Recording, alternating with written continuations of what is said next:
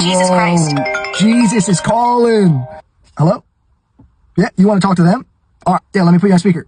My child, I've been trying to get a hold of you all day. Let's spend some time together. About to be blessed by this word. We got day 20 of reading the Bible in a year. Today's scriptures are Matthew 14, verses 22 through 36. Jesus sends off the disciples in a boat to go to the other side of the lake. He dismisses the crowds, and then he goes up into the mountain to pray by himself. Something that we see in the life of Jesus is a constant dependency, intimacy, and relationship with the Father. It was his source for everything that he did. Even though Jesus was fully God, it says he put off his divinity for a time. He became dependent, so the Son of Man can do nothing apart from the Father. He modeled what a Christian life looks like. Complete and utter dependence on the Father in intimacy and relationship as a child with our dad. This is prayer. It's conversation, communion, fellowship. It's more than just checking off your list and asking God for what you need. It's your life source. As evening came around, they were on the boat in the middle of the lake and a storm rolled in. The boat was getting beat by waves, and out in the middle of the storm, Jesus is walking on the water. Because the storm was so bad, they couldn't see Jesus properly. And they said, it's a ghost, which pretty much they were saying it's a demonic spirit. In life, this can happen. The storms and the wind and the waves, they can blind you with fear, and you can begin to lose sight of who he truly is. He says, take heart, it is I. Some translations, it says, it is I am. And he reassures them, do not be afraid. Peter wasn't sure, and so he said, hey, Lord, if that's you, command me to come out onto the waves. Jesus says, come. And Peter begins to walk on the water. The first man in history other than Jesus that walked on water. And as long as he kept his eyes on Jesus, he was doing good. It says then he began to look at the wind and the waves, and he became afraid, and he began to sink, and he cried out, Lord, save me. Jesus catches him and pulls him up. Jesus says, oh, you of little faith, why did you doubt? Which means Jesus is encouraging him that if he didn't doubt and kept his eyes on Jesus, he would have been running on those waves. Doubt and unbelief happens when we take our eyes off of Jesus. We put our eyes on ourselves and our circumstances. As long as your eyes are fixed on Christ and his ability, not your own, faith thrives. They then got in the boat and the wind instantly ceased. They recognized, they said, truly you are the Son of God.